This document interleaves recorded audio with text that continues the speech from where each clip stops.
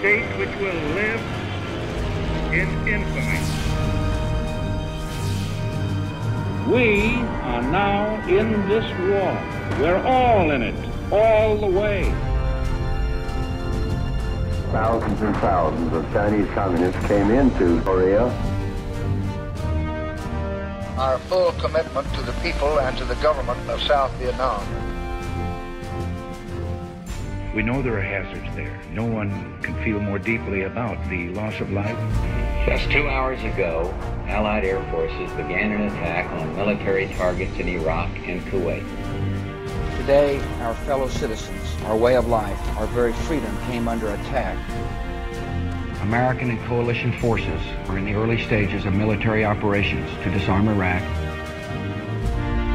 On behalf of a grateful nation, welcome home.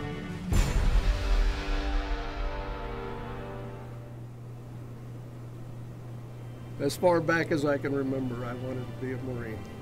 I went to basic training in 1961 in San Diego. I was an infantryman. Went to Okinawa, went to Vietnam, got out in 1966 and went to college for a year. Then I went in the Army, volunteered for jump school.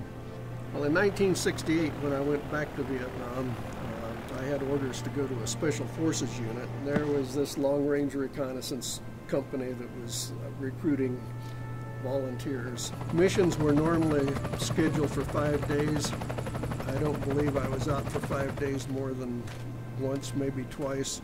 The rest of the time we got compromised in some respect and either had to shoot our way out or sneak our way out. And that was pretty typical.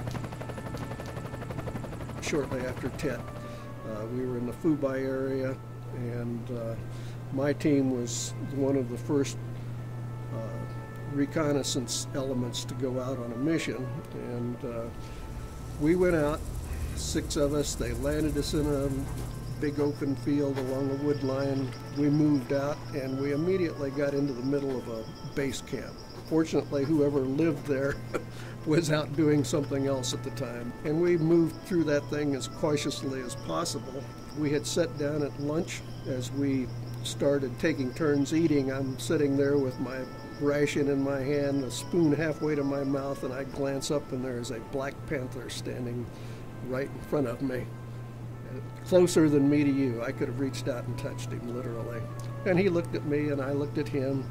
Shortly after that, there was a squad of about 8 Viet Cong. They were stacking crates, looked like ammunition. Called that in. We were told to move back to the extraction. We got there, helicopters were already inbound. We popped smoke.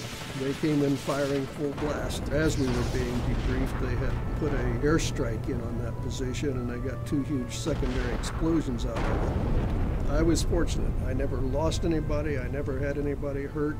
I planned my missions as tightly as I could. We practiced and rehearsed as much as we could. There were a lot of people that were coming back that were having some problems.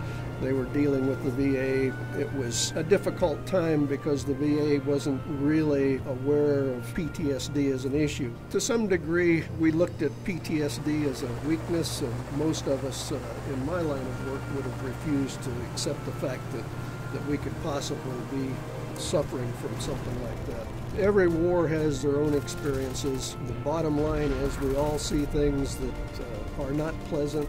We do things that are not pleasant. I would say to anybody, if you are having problems, go to the VA, talk to a counselor, apply for benefits if that is appropriate, but at least seek somebody that you can talk to about your experiences. If you have an opportunity to get in a group, get in it and talk through some of these things and get it off your chest.